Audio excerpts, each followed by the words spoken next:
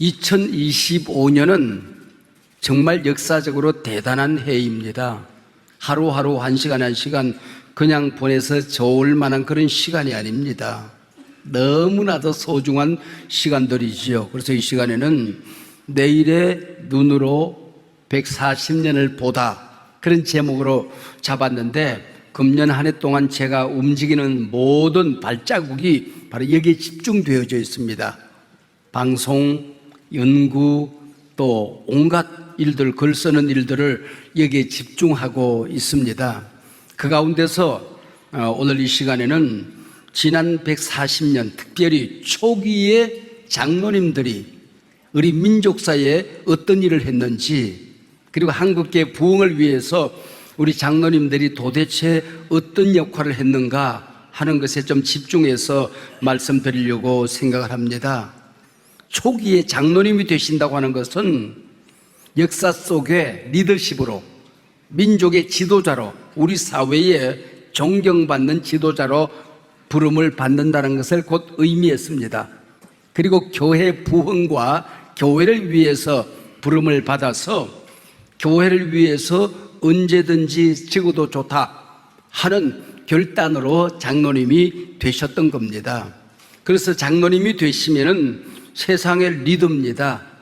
지도자들입니다. 그리고 우리 교회를 책임지는, 교회를 일으키는 부흥의 바로 그 책임자가 장로님들이었다 하는 것이 바로 초기의 역사입니다. 전 세계 문명 속에 누가 말했는지 모르지만은 모든 문화에 남아있는 격언이 한 가지 있습니다. 역사를 잊은 민족에게는 미래가 없다는 말입니다. 우리도 많이 들은 얘기 아닙니까? 누가 한 말이 아니고 모든 문명 속에 저절로 남겨진 격언입니다. 역사를 잊은 민족에게는 더 이상 희망이 없다, 그런 얘기입니다. 그래서 우리가 나라를 사랑하는 것과 또 교회를 사랑하는 것은 언제나 초기 선교 역사의 하나로 이어져 오게 된 것입니다. 정치를 왜 하느냐? 나라 사랑하기 위해서 하는 겁니다. 나라 사랑하지 않는 정치는 가짜입니다. 기업을 하더라도, 장사를 해도 나라를 사랑하기 위해서 기업을 했던 겁니다. 길바닥에 청소를 해도 바로 나라를 사랑해서 그 일을 했던 것이 우리 믿음의 선진들이었다고 하는 겁니다.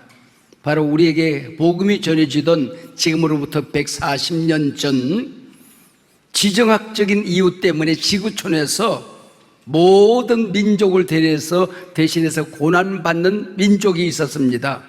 동양에서는 대한민국, 지구 저편에서는 이스라엘입니다. 유대 나라입니다. 그래서 우리가 주권을, 나라를, 우리 말을, 우리 이름을, 모든 것을 잃어버리고 살아갈 때에 우리보다도 모자라지 않게 더 잔인한 고통을 받았던 나라가 이스라엘입니다. 그래서 이스라엘은 이때 당했던 모든 고난을 기억하기 위해서 전 세계 도처에 야드바셈 홀로코스트라고 하는 박물관을 세웁니다. 그리고 그 입구에 그렇게 씌어져 있습니다. Forgive but not forget. 우리는 용서한다, 그러나 잊지는 않겠다. 역사에 다시는 이런 일이 있어서는 아니 되겠다고 하는 것이죠. 우리가 지금 가슴에 새겨야 되는 것이 바로 이 말씀입니다. 용서하자, 그러나 잊지는 말자 하는 것입니다. 지금 제가 책을 찾아보니까 장로님들의 사회적인 리더십에 관하여 좀 체계적인 연구를 제대로 해놓은 책이 그렇게 많지 않다는 것을 제가 발견하게 된 것입니다. 이 초기에 장로님들의 심장을 쪼개면은 한켠에는 대한민국, 내 나라가 있었던 겁니다. 다른 심장 한켠에는 내 저국교회, 한국교회가 있었던 것이지요. 그래서 지난 140년 가운데에 명장면들 속에 나타나는 장로님들의 그 헌신, 그들의 영향력, 나라를 살렸던 헌신들이 얼마나 끈적끈적하게 강물이 돼서 피처럼 흐르는지 모릅니다. 우리 지난 140년 가운데 명장면이 몇 개가 있습니다. 그 가운데 첫 번째를 꼽으라고 한다면 아마 3.1 운동이 아닌가 그렇게 생각을 합니다. 우리 19세기 말에 에저 보고서에 의하면 명성 황후의 비참한 죽음이 기록되어져 있습니다. 일제가 왕궁으로 들어가서 명성 황후를 끄집어내 발가 벗깁니다.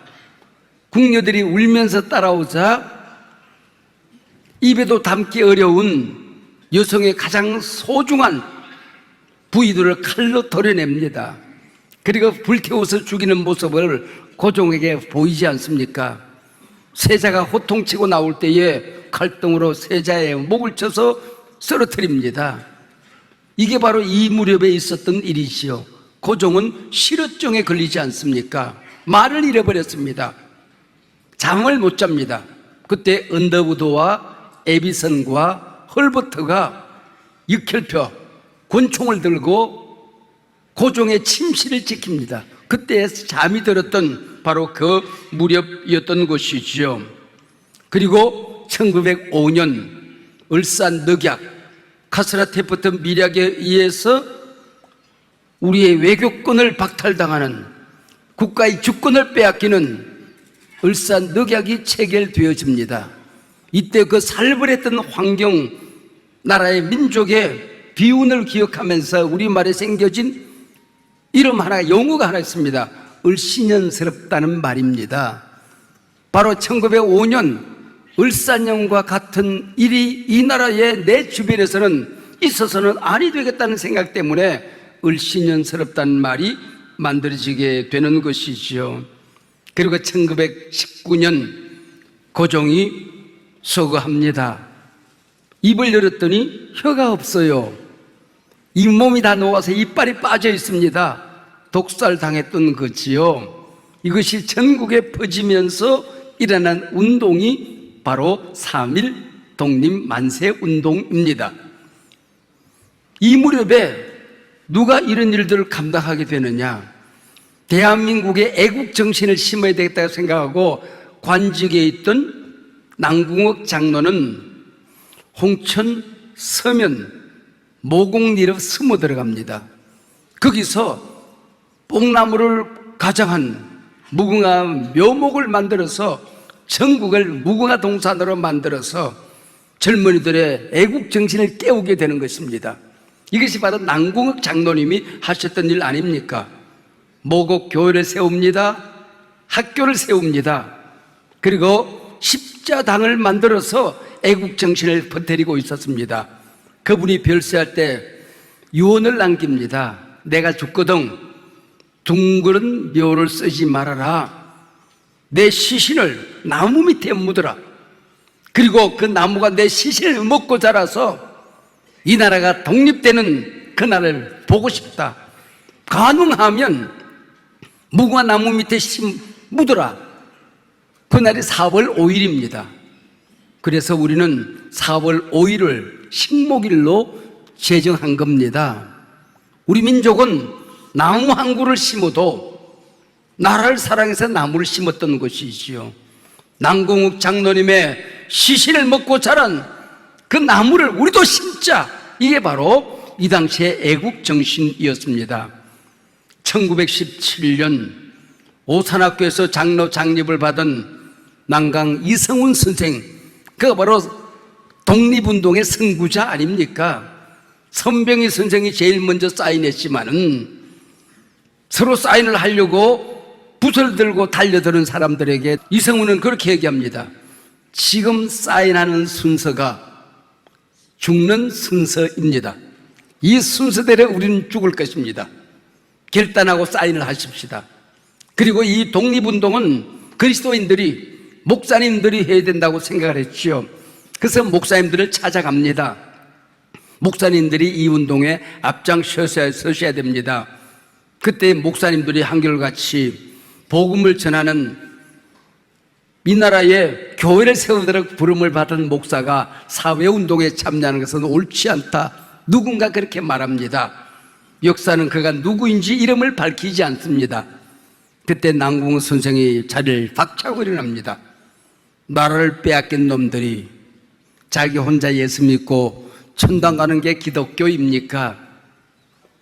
백성들이 지금 공포에 시달리고 나라를 빼앗기고 농산물을 빼앗기고 가축을 빼앗기고 이름을 빼앗기고 말을 빼앗기고 글을 빼앗겨서 비참하게 살아가는, 지옥을 살아가는 이때에 혼자 예수 믿고 천당 가는 게 기독교입니까? 소리 질러서 목사를 부끄럽게 만들었던 사람이 바로 이성훈 선생 아닙니까? 그리고 한국의 최초로 장로 장립을 하신 분은 아마 길선주 장로님이 아닐까 그렇게 생각합니다. 1901년 장로로 장립을 하게 되는 것입니다. 한국교회를 일으켰던, 민족을 일으킨 바로 위대한 인물 아닙니까? 그리고 7년 후에는 목사 안수를 받기는 합니다마는 바로 이 길선주 장로님, 그가 이 시대에 나라를 살린 인물이었습니다. 여러분, 이게 바로 장로님이었다고 하는 것입니다. 애국운동, 우리는 34민을 생각합니다. 목사님들은 10분, 그리고 전도사님이 3분, 장로님들이 2분. 그러나 이 2분이 민족을 일으킨 인물이었다는 것은 우리는 기억하지 못하고 있는 것이죠. 두 번째, 장로님들의 심장을 쪼개면은 한켠에는 대한민국 조국이 있었습니다. 다른 한켠에는 교회가 있었던 것이지요. 140년 역사 가운데 3.1 운동이 모든 헌법의 전문이 된 것처럼 한국교회가 가야 될 신앙의 고향이 있다고 한다면 본질로 돌아가자고 외쳤던 회개운동, 성령운동, 부흥운동의 고향이 있다고 한다면 평양대부흥운동 아닙니까? 평양대부흥운동이 어떻게 일어나게 되는 것입니까? 전 세계에서 성령님 역사하여 들썩들썩 부흥운동이 일어나고 있었습니다. 이것을 깨달았던 분이 길선주 장로님과 장대현 교회 장로님, 평양에 있던 장로님들이었습니다.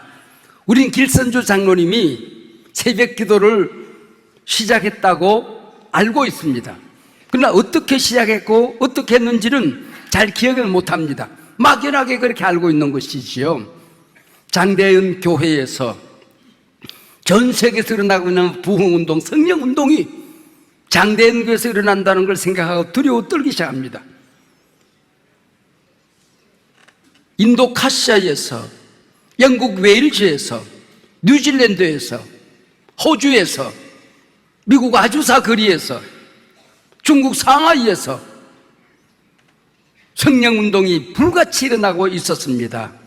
이 소식이 전해지면서 장대현 교회는 한국에서도 이 부흥이, 성령이 일어나기를 바라고 있었습니다.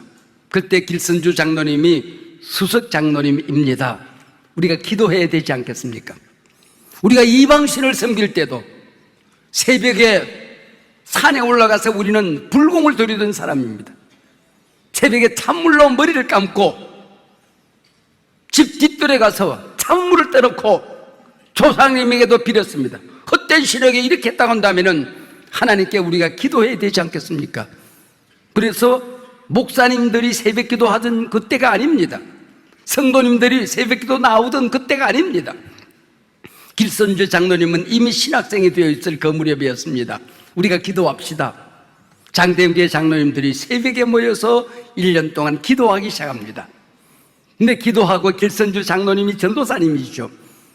하나님의 말씀을 증거하는데 벌써 여기에 불이 떨어지고 있었습니다. 이곳에서 회개운동이 일어나고 있었던 것입니다. 이것이 바로 1907년 1월 2일부터 15일까지 있었던 2주간의 평양대부흥운동입니다. 평양대부흥운동은 길선주 장로님과 장대인교 장로님들 그리고 인근에 있는 장로님들이 모여서 기도함으로 일으킨 부흥운동이었습니다. 잔스톤 선교사님이 마지막 날이 가까우면서 성령이 역사하신다는 것을 느끼기 시작합니다. 전 세계에서 일어난 성령의 불길보다도 모자라지 않는 불이 그곳에다 타오르는 것을 느끼게 됩니다. 그리고 전 세계에서 어떤 일이 일어났는지를 상세하게 전합니다.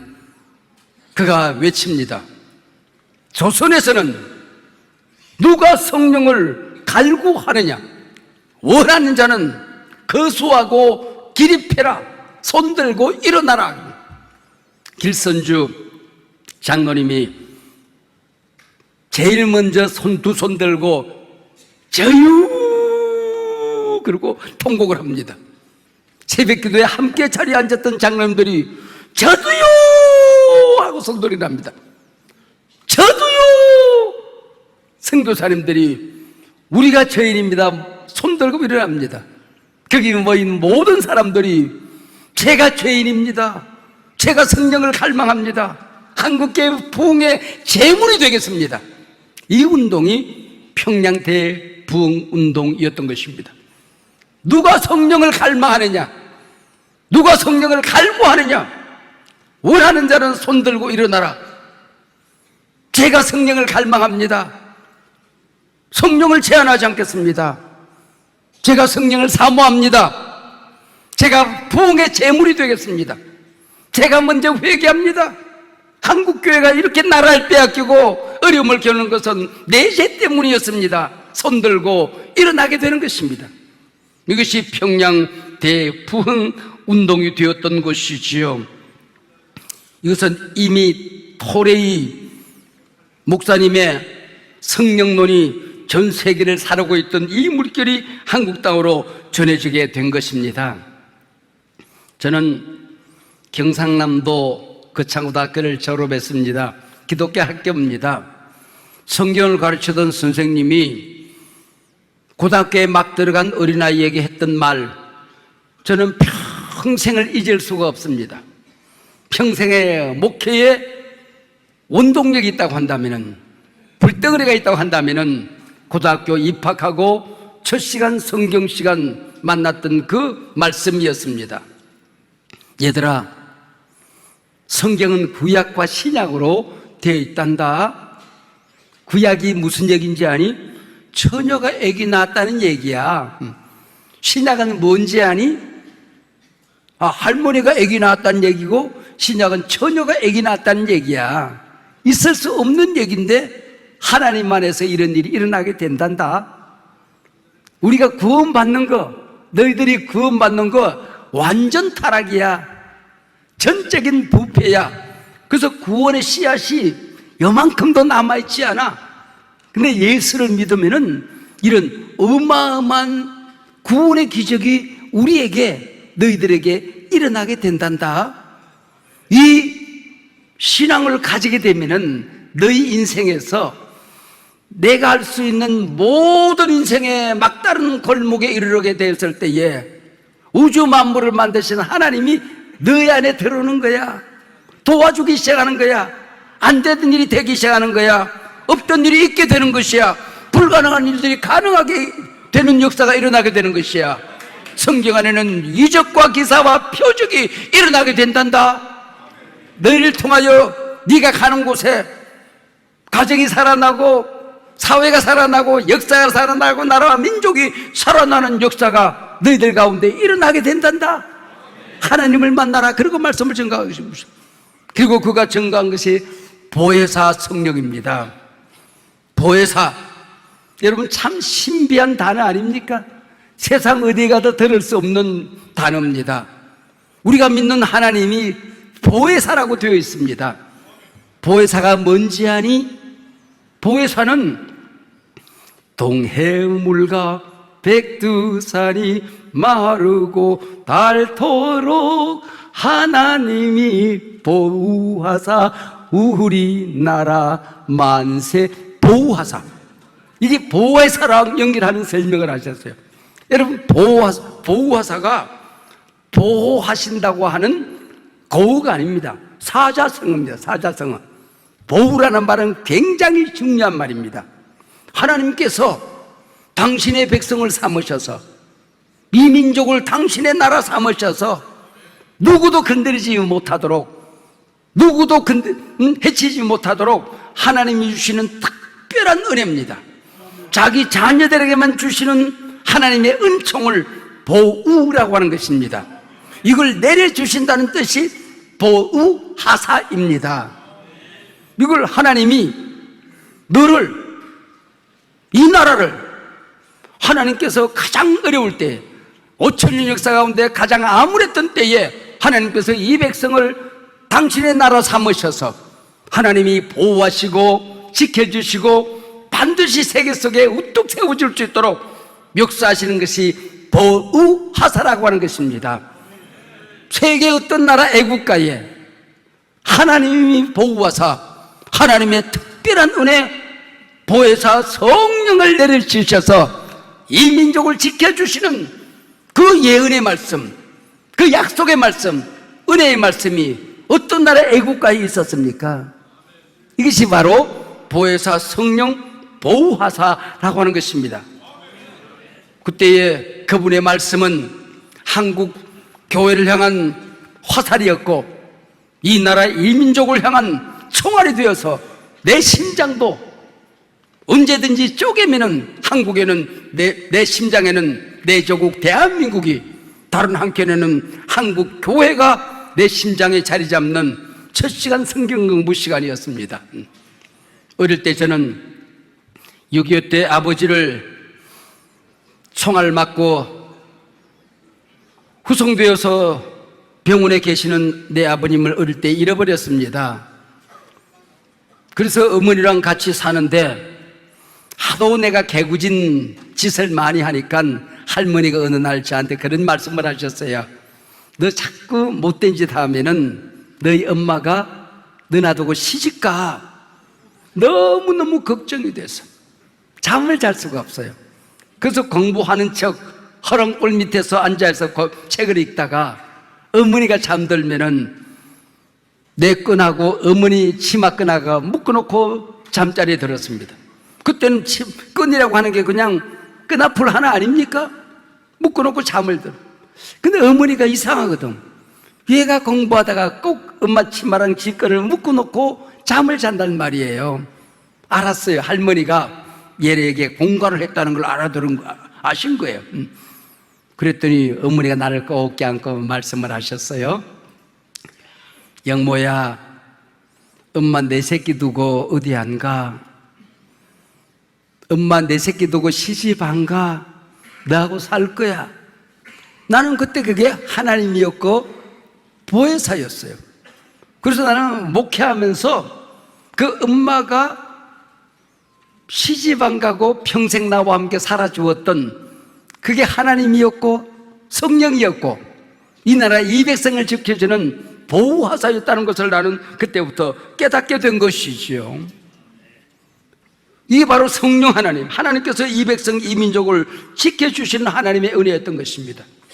여러분, 성경을 펼치면은 태초에 하나님이 천지를 창조하시니라 그래요.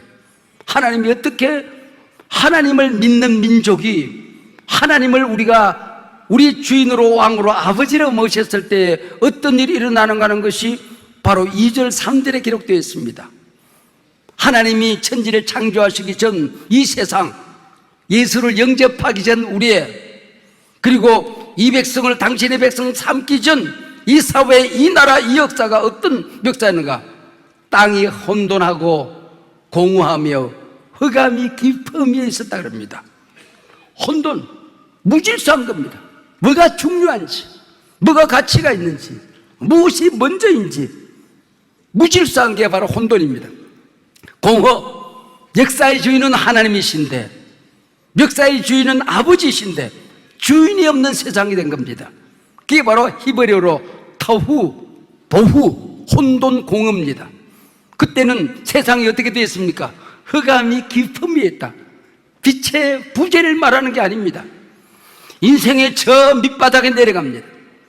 민족의 저 밑바닥에 내려가고 사회 구석 땅속으로 파고 들어갔는데 거기가 깜깜하고 미래가 안 보입니다. 희망이 없습니다. 길이 안 보입니다. 그래서 길이 어디 있나 사고 막 올라가고 저 꼭대기에 올라갔더니 거기도 역시 깜깜하고 길이 안 보입니다.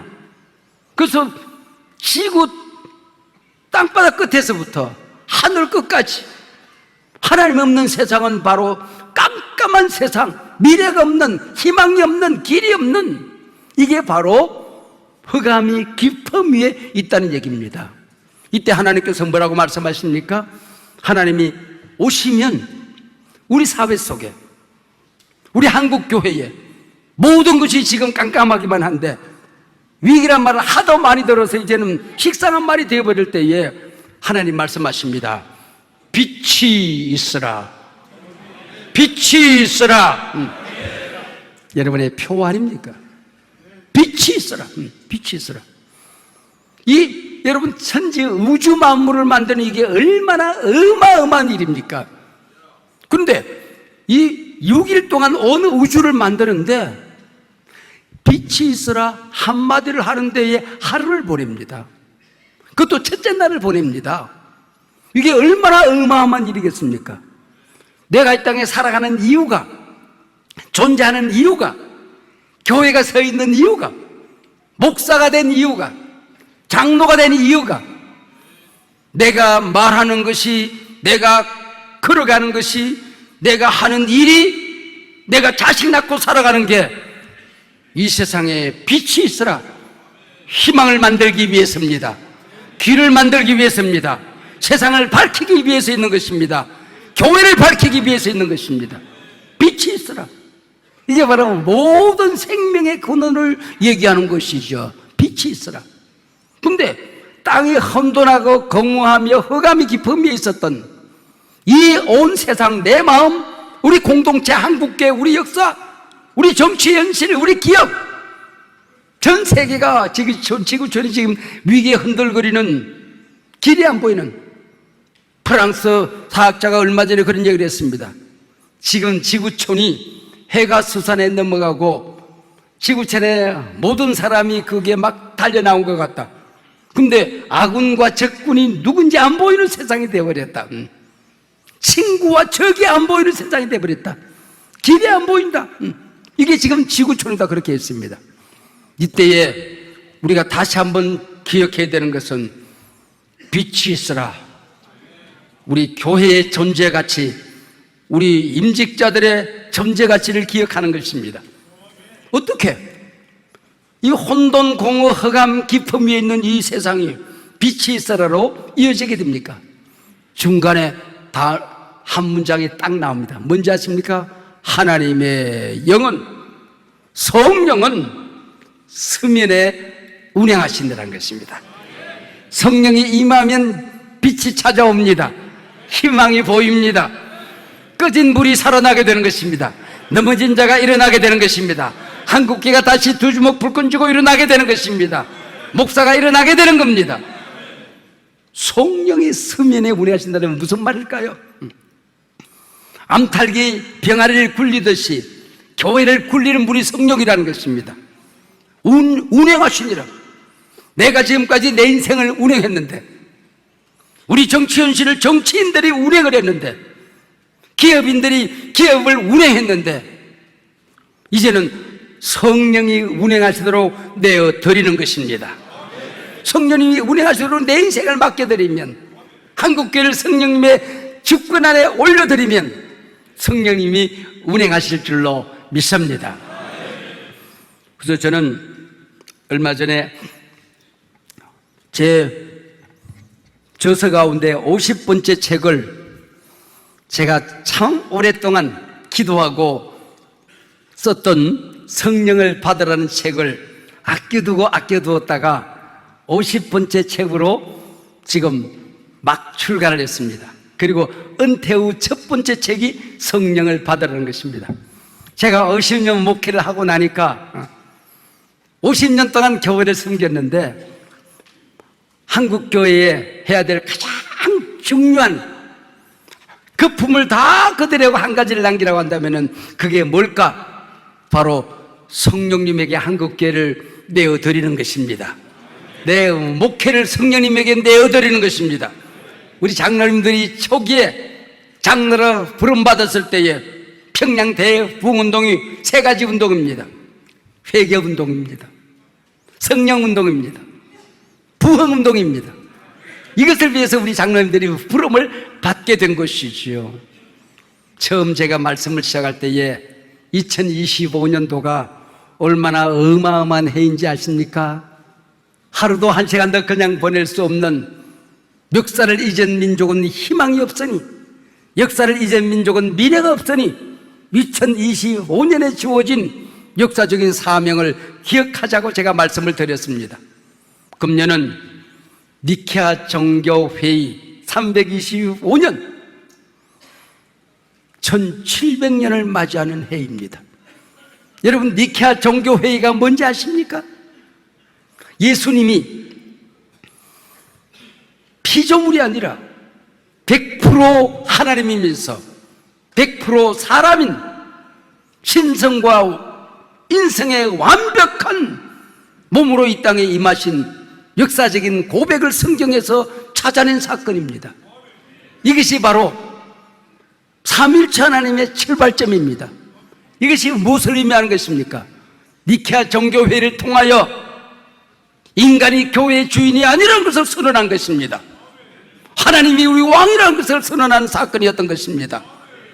그것을 발견하는 성경의 진리를 찾아낸 것이 니케아 정교회의 1700년입니다. 그리고 금년은 언더우드 아펜젤러가 인천 재물포항에 첫 발을 내디딘 지 140주년이 되는 해입니다. 여러분, 140주년이 뭔지 아십니까? 70년이 두 번째 온 해를 의미하는 것입니다. 바벨론 포로에서 돌아오는 70년, 회복의 70년, 새로워짐의 70년, 하나님의 약속의 70년, 하나님의 백성이 하나님의 백성으로 새롭게 우뚝이를 세우고 돌아오는 사건이 70년 사건 아닙니까? 첫 번째 70년은 6.25가 막 끝나간 1955년, 메가더가 남산에 올라서서 잿더미가 된 서울 도성을 바라보며 이 도성이 다시 건설되고 이 도성이 다시 도시 구실을, 나라의 구실을 할 수 있다고 믿는 것은 쓰레기 더미에 황금 장미가 피기보다도 더 어려운 기대가 될 것이다. 그러나 우리는 이 비극적인 상황 속에서 다시 70년을 달려오는 사이에 세계에서 가장 가난했던 나라가, 저희들이 달려왔던 70년 동안에 세계에서 가장 잘 사는 나라가 된 것을 보지 않았습니까? 배고파서 다음 끼니를 걱정하던 우리가 배불러서 지금은 다이어트를 걱정하는 이 시대를 살고 있는 것 아닙니까? 하나님이 하셨습니다. 지하자원이 있어서 그렇게 된 것 아닙니다. 우리가 다른 나라보다 노력을 더 많이 해서 그렇게 된 것 아닙니다. 하나님의 은혜였습니다.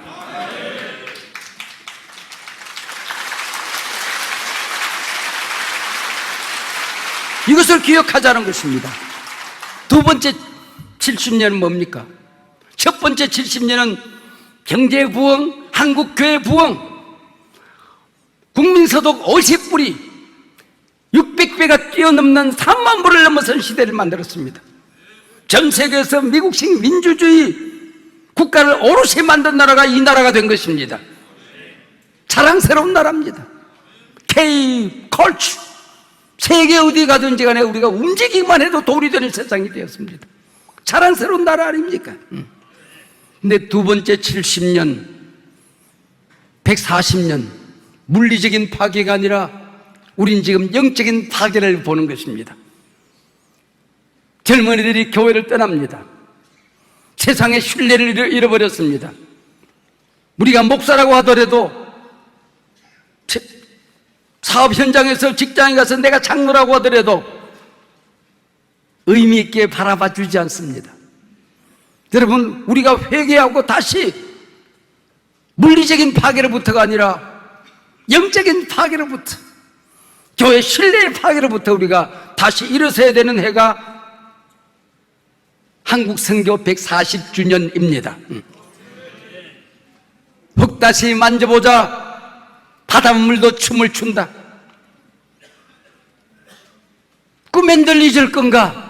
지난 날을 잊을 건가?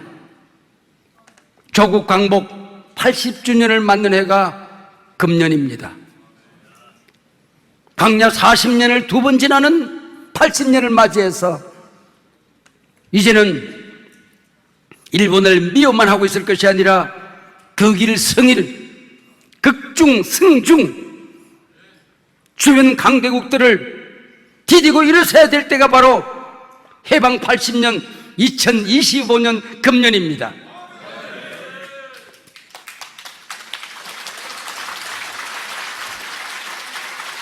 꿈엔 들리실 건가? 뭘 잊지 말아야 되는 것입니까? 해방? 우리가 독립운동을 잘해서 맞이한 해입니까? 하나님의 은혜인 것을 우리가 인정하지 않습니까? 이 나라를 다시 살려주신, 해방시켜주신, 빛을 주신 광복, 빛을 되찾은 그날 하나님의 은혜였음을 이 민족은 잊어서는 아니 되는 것입니다. 하나님을 잊으면 하나님께서 이 백성을 버릴 수 있는 것입니다. 이 백성은 하나님의 은혜를 잊고 일어선 민족입니다. 하나님의 은혜를 잊지 말아야 됩니다. 우리의 조상들이 무엇을 어떻게 고생을 했는지, 모든 것을 빼앗기고 엉금엉금 기어 살았던 고난의 시간, 다시는 나라를 빼앗긴 일이 있어서는 안 된다. 청나라에게도, 어떤 나라, 중국에도, 일본에도, 그 누구에게도 나라를 빼앗겨서는 아니 된다. 바로 그게 해방 80주년에 갖는 하나님의 은혜 아닙니까? 그리고 80년을 걸어오는 동안에 이 나라를 하나님이 어떻게 축복하시고 어떻게 은혜를 주셨는지 우리가 생생하게 똑똑하게 기억하고 잊지 말아야 되는 것이 바로 금년 저극광복 80주년을 맞는 해입니다. 역사를 잊은 민족에게는 희망이 없습니다. Forgive, but not forget. 용서하고 과거의 상처에 묻혀있지 말고 다시 일어나 대한민국을 벌떡 일으켜야 될 우리 초기 장로님이 되신다는 것이 얼마나 존귀한 것인지, 여러분들에게 오늘 140년 전 장로님이 되시는 것은 사회의 어른이 되는 것이고 민족의 지도자가 되는 것이고, 나라를 위해서 숨겨야 된다면 제일 먼저 앞장서 가야 되는 자리가 나라는 것을 기억하는 한국계 회개와 부흥과 성령운동의 중심에 장로님들이 계셨다는 것을 말씀드림으로써 여러분들이 얼마나 존귀하신 분들인지, 얼마나 어마어마한 신분인지, 장로로 기름 부음 받은 것이 이것이 얼마나 대단한 것인지, 이것을 우리가 기억하자고 하는 여러분의 존재에 대한 존귀함을 오늘 말씀드리고 싶었던 것입니다.